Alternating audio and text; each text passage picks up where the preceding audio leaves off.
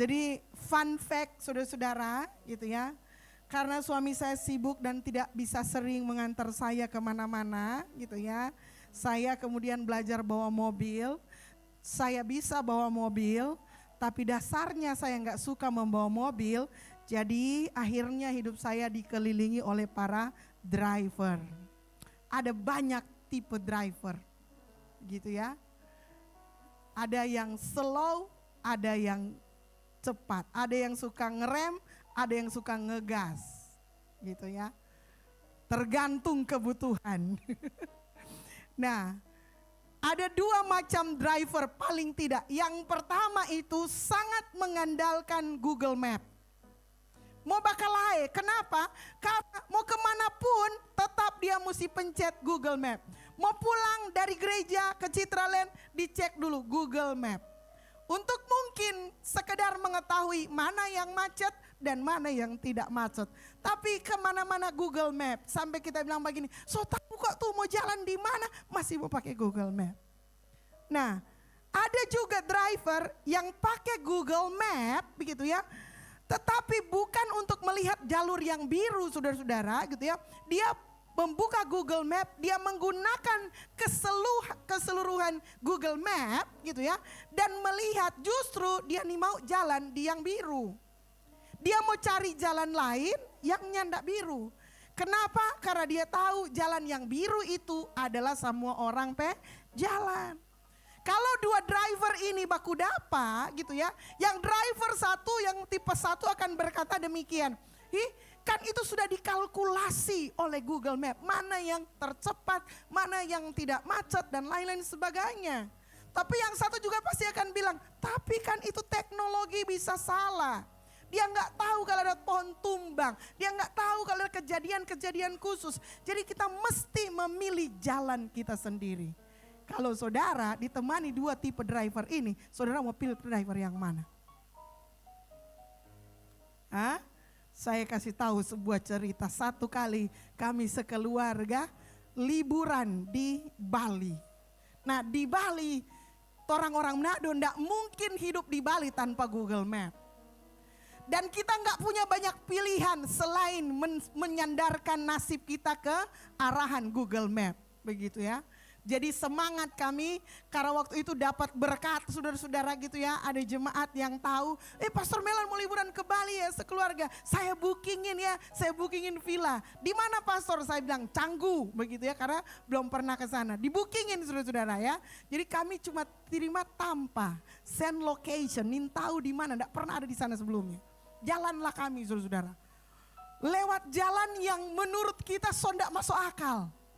Karena soba kobong-kobong gitu ya. Tapi karena orang gak punya pilihan lain, jadi orang ikut itu Google Map.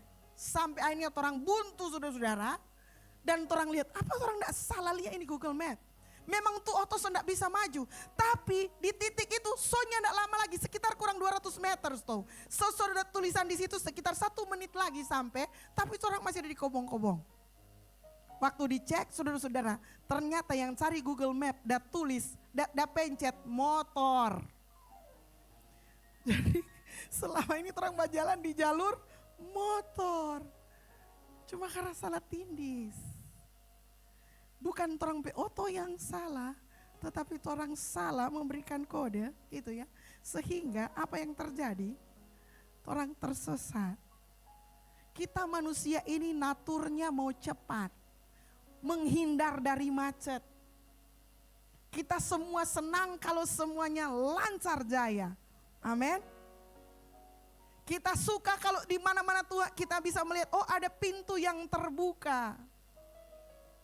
Itu sebabnya kita perlu saudara-saudara belajar tentang clear direction. Arah yang jelas, arah yang jernih kira-kira seperti itu. Mau kemana kita ke depan? Apa yang harus kita lakukan selanjutnya? Apakah kita masih berjalan sesuai dengan arahan Tuhan? Atau kita sudah berjalan sesuai dengan keinginan kita sendiri? Siapa yang mengarahkan kita selama ini? Apakah pengalaman-pengalaman masa lalu kita? Atau kesuksesan masa lalu kita? Apa yang sedang terjadi? Apa yang kita inginkan terjadi dalam hidup kita? Itu pertanyaan besar kita. Apakah kita sedang berjalan in the right direction? Atau apakah kita sudah mendapatkan direction yang clear sehingga kita bisa bergerak tanpa ragu ke satu arah tertentu? Hari ini kita akan belajar dua bagian firman Tuhan. Yang satu dari perjanjian baru dan yang satu dari perjanjian lama untuk menolong kita mengerti bahwa kadang direction itu gitu ya, yang dari Tuhan itu enggak kelihatan sebagai direction. Tapi Tuhan sangat ahli dalam mengerjakan segala sesuatunya. Yang ingin diberkati bilang amin. Mari kita buka yang pertama saudara-saudara, Kisah Para Rasul pasal 16 ayat 6 sampai 10. Kisah Para Rasul 16 ayat 6 sampai 10 begini firman Tuhan. Kita baca sama-sama ya. Saudara sudah lihat di depan. 1, 2, 3. Mereka melintasi tanah Frigia dan tanah Galatia karena Roh Kudus mencegah mereka untuk memberitakan Injil di Asia. Dan setibanya di Misia, mereka mencoba masuk ke daerah Bitinia, tetapi Roh Yesus tidak mengizinkan mereka. Setelah melintasi Misia, mereka sampai di Troas. Pada malam harinya, tampaklah oleh Paulus suatu penglihatan. Ada seorang Makedonia berdiri di situ dan berseru kepadanya. Katanya, menyeberanglah kemari dan tolonglah kami. Setelah Paulus melihat penglihatan itu, segeralah kami mencari kesempatan untuk berangkat ke Makedonia. Karena dari penglihatan itu kami menarik kesimpulan bahwa Allah telah memanggil kami untuk memberitakan Injil kepada orang-orang di sana. Saudara-saudara, Kisah Para Rasul pasal 16 ini memberikan gambaran tentang tipikal pimpinan Tuhan. Yang ternyata berbeda dari apa yang kita duga. Dari ayat-ayat yang kita baca kita tahu Rasul Paulus sedang melakukan pekerjaan yang mulia. Dia sedang memberitakan Injil. Apa ada lagi pekerjaan yang lebih mulia daripada memberitakan Injil? Oh, itu pekerjaan yang sangat mulia, sangat rohani, sesuai dengan perintah Yesus, enggak mungkin salah. Ya. Yakin, saya yakin, seyakin-yakinnya pekerjaan memberitakan Injil itu adalah sesuatu yang sangat penting dan enggak mungkin salah. Tapi hari ini kita melihat bahwa ada satu masa ketika para rasul ini mendengarkan arahan dari Yesus gitu ya, dari Roh Kudus mereka menemukan gitu ya, bahwa mereka enggak boleh ke Asia. Dan itu yang melarang adalah Roh Kudus. Mereka nggak boleh ke Bitinia karena dilarang oleh Roh Yesus. Sebelumnya pakai Roh Kudus, sekarang pakai Roh Yesus. Bayangkan saudara, pada waktu itu kalau saudara kita ini adalah Rasul Paulus yang mendengarkan arahan itu. Tuhan, maksudnya apa? Mau diberitakan Injil. Kenapa kok bisa pintu tertutup? Bukankah engkau memanggil saya untuk memberitakan Injil? Kok di sana kan ada jiwa-jiwa yang membutuhkan. Di Bitinia, di Asia, ada jiwa-jiwa yang membutuhkan Injil. Kenapa ditutup oleh Roh Kudus? Kenapa pintunya ditutup? Kenapa enggak boleh ke sana? Karena ini pesan untuk kita hari ini. Hanya karena itu kelihatan sebagai good direction, arah yang baik, arah yang benar, belum tentu itu God's direction atau itu arahannya. Yang setuju dengan saya bilang amin. Dan berapa banyak di antara kita yang sering terjebak dengan peluang yang sangat baik. Dengan kesempatan yang sangat baik. Aduh, sayang sekali itu kalau nggak diambil. Peluang-peluang yang membuat kita merasa bodoh kalau kita tidak mengambilnya. Kita akan merasa jadi orang yang rugi besar kalau kita tidak mengambilnya. Itu Asia, salah satu populasi penduduk yang paling besar. Tempat kita berada saat ini. Kenapa Roh Kudus melarang Rasul Paulus ke sana? Kenapa nggak diizinkan masuk Bitinia? So kadang good opportunity is not God opportunity. Kesempatan yang baik belum tentu kesempatan yang Tuhan berikan kepada kita. Kita mesti belajar peka dengan apa yang Tuhan mau. Tidak semua pintu yang terbuka adalah ditujukan untuk kita. Dan tidak semua pintu yang tertutup adalah penghalang kita. Yang percaya bilang amin. Mari kita lihat saudara-saudara. Tidak semua pintu yang tertutup adalah untuk menghalangi kita. Sebuah kejadian yang sudah sangat lama karena ada di perjanjian lama. Gitu ya. 2 Raja-Raja 7 ayat 3 sampai 9. Saya selalu suka kisah 4 orang ini. Tolong akan baca bersama-sama supaya saudara dan saya bisa memahami konteks ceritanya gitu ya. Jadi ini hidup. Oke. Mari kita lihat. Kita baca sama-sama. Karena saya tahu banyak di antara saudara juga yang jarang baca Alkitab. Toh? Ada? Mengaku Jo. Oke, terang baca sama-sama. 1, 2, 3. 4 orang yang sakit kusta ada di depan pintu gerbang. Berkatalah yang seorang kepada yang lain, mengapakah kita duduk-duduk di sini sampai mati? Jika kita berkata, baiklah kita masuk ke kota, padahal dalam kota ada kelaparan, kita akan mati di sana. Dan jika kita tinggal di sini, kita akan mati juga. Jadi sekarang marilah kita menyeberang ke perkemahan tentara Aram. Jika mereka membiarkan kita hidup, kita akan hidup. Dan jika mereka mematikan kita, kita akan mati. Lalu pada waktu senja, bangkitlah mereka masuk ke tempat perkemahan orang Aram.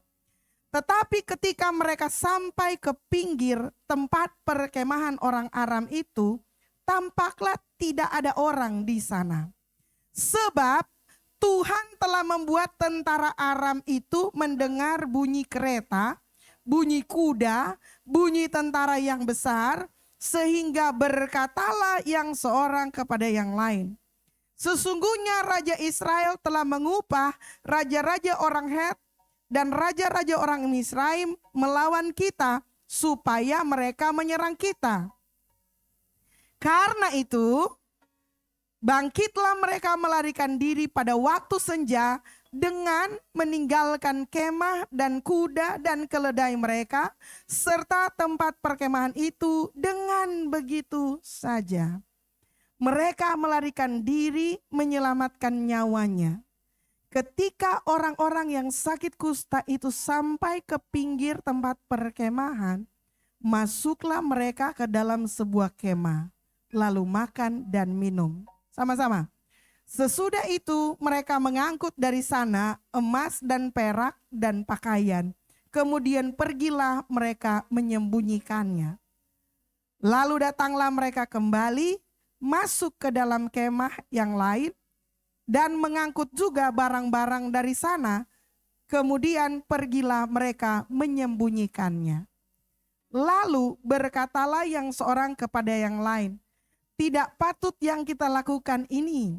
Hari ini ialah hari kabar baik, tetapi kita ini tinggal diam saja. Apabila kita menanti sampai terang pagi, maka hukuman akan menimpa kita. Jadi sekarang marilah kita pergi menghadap untuk memberitahukan hal itu ke istana raja. Jadi singkat cerita, gitu ya, orang Israel lagi dikepung oleh tentara Aram. 2 minggu lalu saya bilang Aram itu Suria hari ini.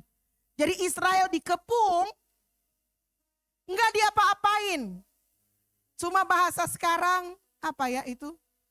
Diblokade, enggak dikasih masuk itu loh. Apa sih namanya istilah sekarang? Jadi enggak dikasih makan, enggak dikasih embargo. Nah, ketemu juga akhirnya. Gitu ya. Jadi di embargo saudara-saudara. Jadi Israel di tengah-tengah sini perang sama Aram begitu. Lalu kemudian jadi kan gak ada suplai yang masuk. Jadi di dalam Israel itu terjadi kelaparan yang sangat. Mereka nggak bisa keluar cari makan gitu ya. Semua orang yang di dalam kota itu sudah kelaparan. Nah, orang-orang kusta, ada 4 orang kusta. Nah, dalam tradisi Israel, orang kusta itu diberi makan oleh orang kota. Jadi kalau orang kota sonda ada makan, berarti orang kusta lain tidak ada makan. Nah, orang kusta yang biasanya tinggal di daerah-daerah pinggiran di gua-gua, karena mereka nggak boleh bersama-sama dengan orang Israel gitu ya. Dia harus tinggal di gua dengan jarak sekitar 200 meter paling dekat dengan orang yang tahir gitu ya. Jadi mereka benar-benar berada jauh. Ini somo mati dorang. 4 orang ini bilang, waduh, sedangkan rakyat di sana enggak ada makan, bagaimana orang mau ingat orang yang ada di gua-gua sini. Nah, 4 orang kusta ini meskipun kusta tapi pikirannya jalan. Kenapa saya bilang begitu? Karena mereka ternyata masih mikir. Gimana mereka pikirnya? Mengapakah kita duduk di sini sampai mati? Saudara perhatikan situasi orang kusta itu gitu ya. Hidup mereka bergantung kepada kemurahan hati masyarakat Israel. Ketika Israel kena kelaparan, maka mereka nggak bisa makan apa-apa. Dan mereka yakin mereka pasti mati duluan. Dan itu masuk akal. Pastilah kami mati duluan. Tapi dari cerita itu kita tahu mereka berpikir ini, kalau kami duduk-duduk di sini mati. Sementara di luar sana sedang terjadi perang. Kan masih lebih mulia kira-kira gitu ya. Masih lebih mulia mati sebagai korban perang daripada mati sebagai korban kelaparan. Iya gak sih? Mungkin mereka juga berpikir begini, kan kami kusta. Barangkali ketika kami muncul di medan perang, orang-orang Aram akan lari takut lihat kami kusta. Bisa jadi. Tapi mereka mulai mikir, jadi gini, ketika segala sesuatunya mulai tertutup, itu bukan berarti bahwa semuanya tertutup. Tuhan sedang menutup jalan kita. Dan kalaupun memang Tuhan sedang menutup jalan kita, dengar baik-baik firman Tuhan. Tuhan tidak mungkin menutup jalan kita tanpa membuka jalan yang lebih besar. Tuhan gak mungkin melakukan sesuatu kepada kita sebelum dia menyiapkan arah yang kita mau tuju. Kok gak ada amin sih hari ini? Sepi-sepi amat. Di luar panas, di dalam dingin. Kasih semangat buat Tuhan yang luar biasa. Mereka cuma berpikir, aduh tinggal di sini mau mati. Kita mau mati kayak orang bego. Mati kelaparan. Hey, come on guys. We must do something. Kalimat kuncinya adalah gini, we cannot stay here. Begini saudara-saudara, ini penting. Kalau keadaan di sekitarmu itu sudah bau kematian, you cannot stay there. Dan menunggu mati itu datang menghampiri kita. Ada banyak di situasi di mana sekeliling kita kelihatannya mati. Apakah saudara mau diam-diam di sana dan mati? Halo, Metro Church. Atau saudara mau keluar dan mau lakukan sesuatu yang baru? Terserah, itu pilihan. Saudara mau mati juga gak apa-apa. Mati aja. Orang kusta ini juga pikir, sebenarnya kalau kita mati juga ya mati aja, memang kita mau mati. Tapi otak mereka masih jalan. Kadang memang pikiran orang kusta lebih jalan dari otak kita yang gak kusta. Karena kadang kita memilih tinggal di situasi yang mau membunuh kita. Dan berpikir bahwa itu rencana Tuhan untuk kita. No, it's not. itu bukan rencana Tuhan untuk kita. Justru Tuhan izinkan semua di sekeliling kamu mati untuk kamu melihat sesuatu yang lebih besar yang sudah disiapkan Tuhan sebelumnya. That's a God direction. Amin. Luar biasa. Kita sering begitu sama Tuhan. Kita sering minta, Tuhan tunjukkan ini, tunjukkan itu. Tunjukkanlah kepada kami. Dan kita bukan cuma minta Tuhan tunjukkan. Kita mau Tuhan menyediakan segalanya dulu baru kita mau bergerak. Kita mau, kita sudah mendapatkan kepastian dulu tentang semuanya. Baru kita maju. Kalau semuanya sudah tersedia, you don't have to work with faith again. Kamu sudah gak bisa bekerja dengan konteks dan kapasitas iman lagi kalau semuanya sudah ada. Bukan? Kalau semuanya sudah tersedia, mau apa leh? Halo? Justru Tuhan bekerja dengan cara yang kita gak pernah pikirkan sebelumnya.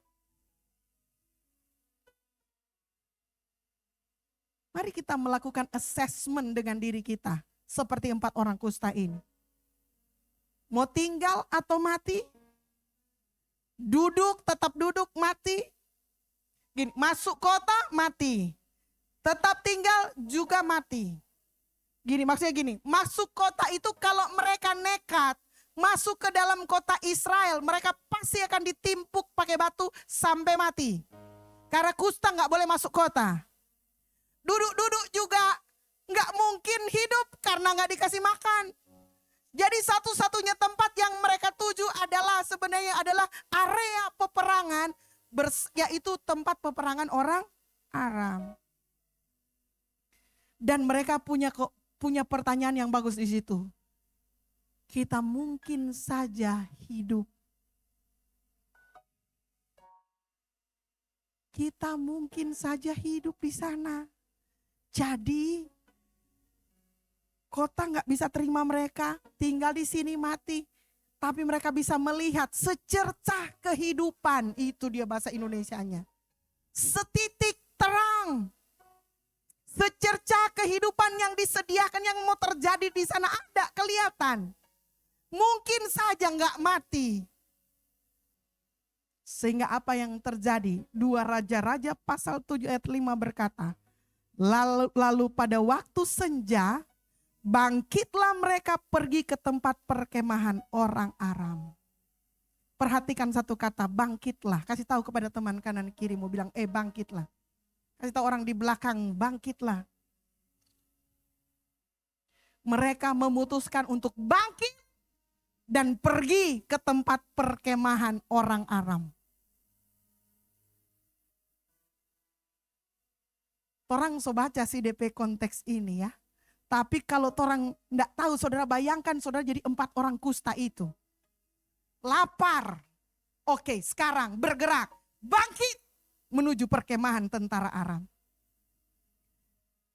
Mereka ketika bangkit dan menuju ke perkemahan orang Aram, mereka bahkan belum tahu bahwa Tuhan sedang merencanakan sesuatu yang besar untuk mereka. Mereka tidak tahu bahwa Tuhan punya program sudah ada. Mereka tinggal mau melangkah aja. Tapi it's okay, mereka bergerak dengan insting mereka. Mereka bangkit dan mereka menuju ke tempat perkemahan orang Aram. Mereka berjalan berempat, saudara-saudara. Dan saudara tahu apa yang dilakukan oleh Tuhan? James jago urus sound system walaupun tadi sempat mati. Tapi kali ini dalam Alkitab Tuhan menjadi juru. Dia menjadi sound engineer terhebat sepanjang sejarah. Kenapa? Karena kaki 4 orang kusta berjalan. Dia bisa backing dapat dengar, dia bisa pasang efek. Dia pasang power sehingga dapat dengar itu seperti tentara besar yang sedang mendatangi orang Aram. Dapat dengar seperti pasukan di Alkitab bilang tadi, pembacaan kita tadi.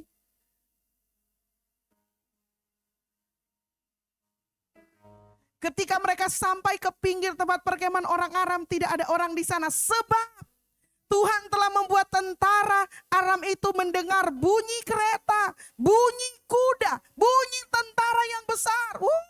Saudara, Tuhan itu ahli untuk memultiplikasi langkah-langkah kecil kita menuju kemenangan.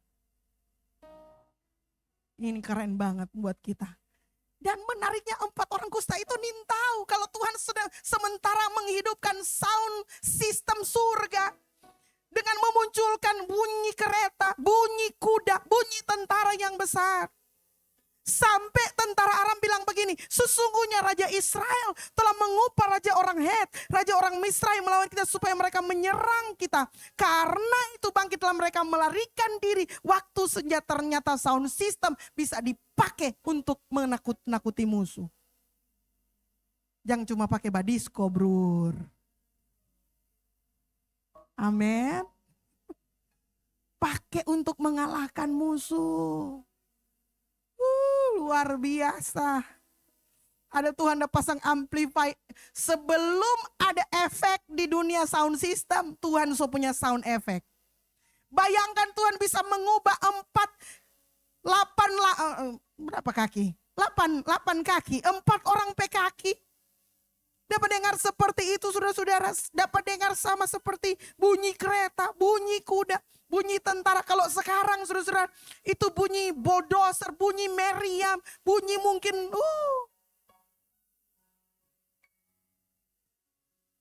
bangkitlah mereka melarikan diri pada waktu senja, meninggalkan kemah, kuda, keledai mereka serta tempat perkemahan itu dengan begitu saja.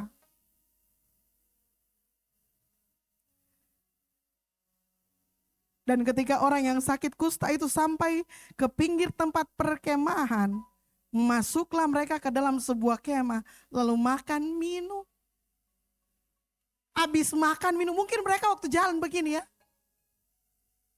Mereka nggak tahu waktu mereka lagi jalan Tuhan telah pasang sound system. Karena ada langkah kaki mereka yang berjalan. Dengar baik-baik, kalau mereka nggak berjalan, nggak ada sound system itu. Kalau mereka nggak bangkit dari keterpurukan mereka akan lihat mujizat Tuhan, betul nggak? Dan sementara mereka berjalan pun mereka masih belum tahu kalau Tuhan sudah melakukan sesuatu yang besar untuk mereka. Bagian mereka hanya melangkah dan berjalan, mungkin dengan kaki kotor mereka yang penuh dengan kusta itu. Dan ketika mereka ketemu tenda yang kosong oleh karena kelaparan, mereka makan dan minum dulu tanpa sadar bahwa pasukan Aram sudah pergi dan melarikan diri. Ketika lagi makan mungkin mereka bilang, mana tuh pasukan? Lalu kemudian mereka mendapati ada kuda, ada emas, ada perak. Jadi semua sembako yang dipakai oleh para pasukan untuk embargo ekonomi. Jadi mereka mengepung Israel supaya Israel mati. Itu diubahkan, yang dipakai untuk membunuh dipakai Tuhan untuk menjadi gudang yang akan memberkati. Gudang berkat yang akan memberkati orang Israel kemudian. Tuhan jauh batu senjata yang menghancurkan dari anak-anak menjadi senjata yang memberkati. Masih begitu cara kerjanya Tuhan. Katakan amin. Sekali-sekali sudah boleh kasih tepuk tangan buat Tuhan yang luar biasa. So, apa pesannya saudara-saudara? Jangan tinggal di situ. Bangkit dan bergerak. Ikuti arahan Tuhan. Tuhan sengaja mengizinkan kelaparan terjadi. Sama seperti Rasul Paulus, Tuhan sengaja mengizinkan pintu-pintu tertutup. Tuhan sengaja mengizinkan krisis ekonomi. Tuhan sengaja mengizinkan hal-hal yang tidak inginkan sengaja. Saudara-saudara, sengaja. By design. Supaya kita percaya, belajar bangkit dan percaya bahwa Tuhan punya rencana, Tuhan punya rancangan yang belum kita lihat tapi sudah dinyatakan sebentar lagi akan kita alami. Kasih tepuk tangan buat Tuhan yang luar biasa. Saudara-saudara. Ketika 4 orang kusta itu memutuskan untuk bergerak, arahan Tuhan semakin jelas. Perhatikan bahwa arahan Tuhan itu belum kelihatan jelas di awal. Tapi kata kuncinya adalah bergerak. Sama-sama bilang bergerak. Melangkah keluar dari tempatmu saat ini. Ketika Tuhan mengarahkan kita, ketika Tuhan mengarahkan saudara ke satu tempat, ke satu arah, Tuhan tidak sedang membuat gini, nanti kurang mulia di sana apa yang terjadi. No, Dia sudah melakukan bagiannya. Dia sudah bekerja, Dia sudah buat jalan yang baru, Dia sudah punya rencana untuk kita dan saya. Itu sebabnya Dia mendesain kelaparan, Dia mendesain pintu yang tertutup. Supaya kita bisa melihat kemurahan yang lebih besar terjadi bagi kita. Saudara-saudara, dalam perjalanan menuju mujizat itu, gitu ya, saya menamakan ini sebagai urapan kemudahan. Sama-sama bilang urapan kemudahan.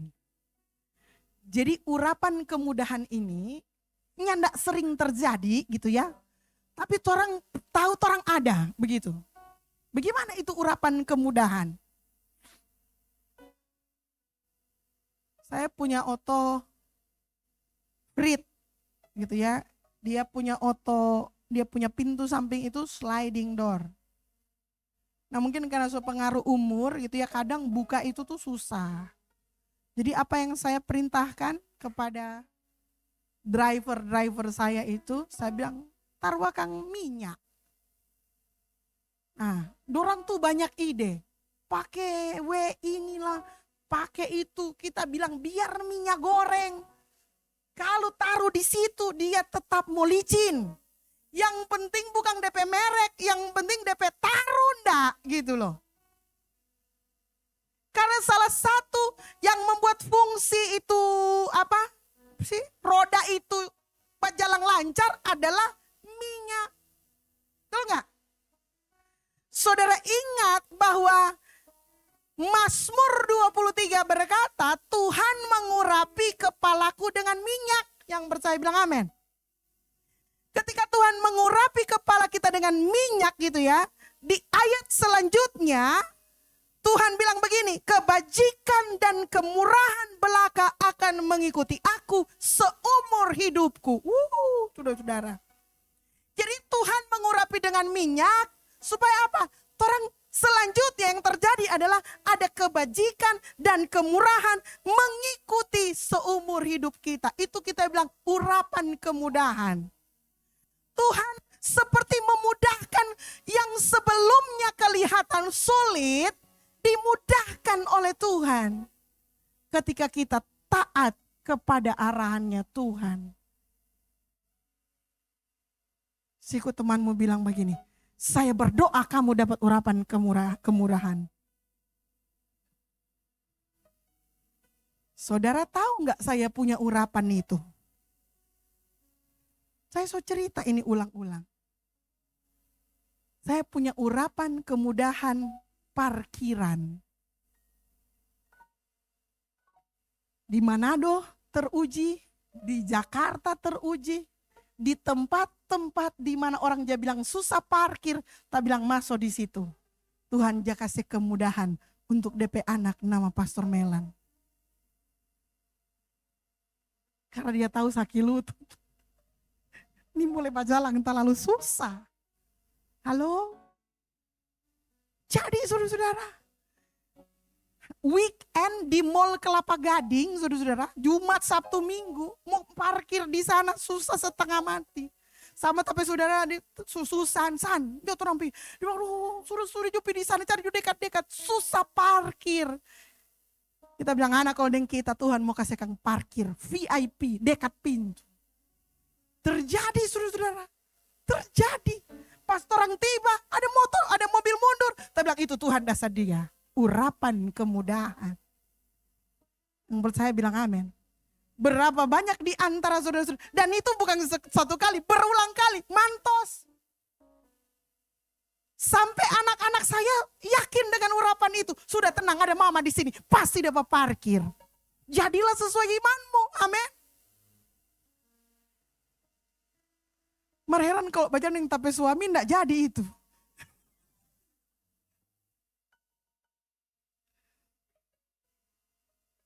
Mesti baku CS dulu.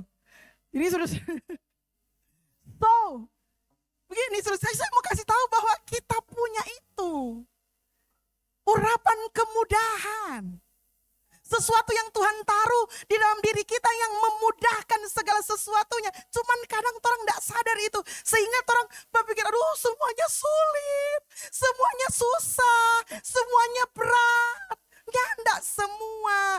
Ada waktunya di mana Tuhan mengizinkan engkau menikmati kemudahan-kemudahan. Seperti 4 orang kusta ini. Saudara-saudara, nyanda perlu angka peda, nyanda perlu basuar. Dorang datang, Tuhan cuma pakai akan sound system dari dorang kaki, dorang bisa makan. Saudara tahu apa yang dilakukan oleh 4 orang kusta ini sangat manusiawi. Dan kita pikir mungkin kalau kita lebih begitu mau jadi sama dengan dorang. Abis dorang lihat solari semua, dorang langsung simpang. Betul nggak? Mereka menyimpannya, kata Alkitab bilang. Waduh, tegang juga saya pikirnya. Aduh, dorang kata enggak pernah lihat harta. Tiba-tiba sekarang di depan mereka ada emas gitu ya. Lalu datanglah mereka kembali masuk ke dalam kemah yang lain. Dan mengangkut juga barang-barang di sana. Di sana ada emas, ada perak, ada pakaian, ada makanan. Stok saudara-saudara yang ditimbun oleh tentara Aram supaya mereka bisa membunuh Israel.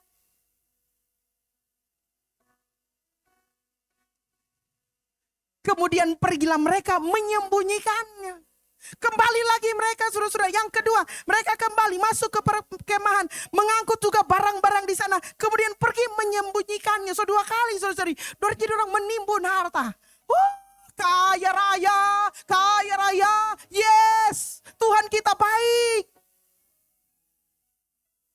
Sampai kemudian Roh Kudus kuti pada orang.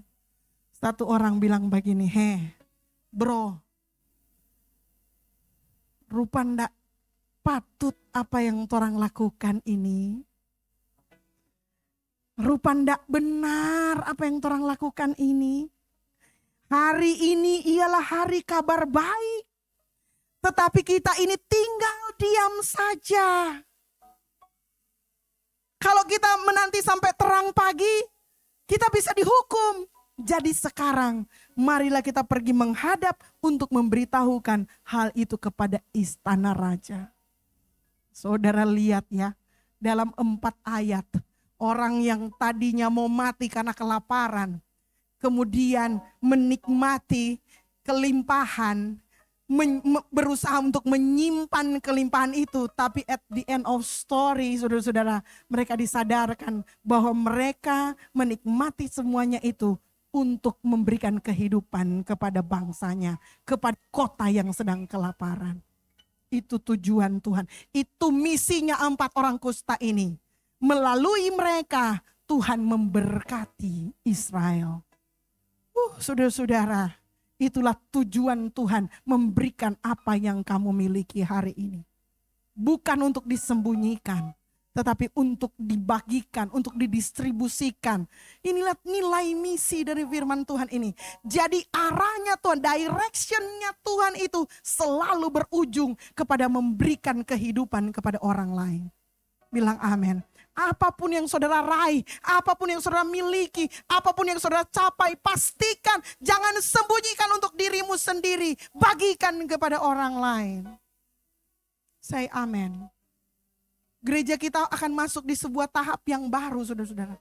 Kita akan terbuka, kita mengizinkan orang lain untuk melihat apa yang terjadi di sini. Apa yang saudara alami, kebaikan, kemurahan Tuhan dalam hidup saudara. Kita ingin menjadi berkat bagi banyak orang.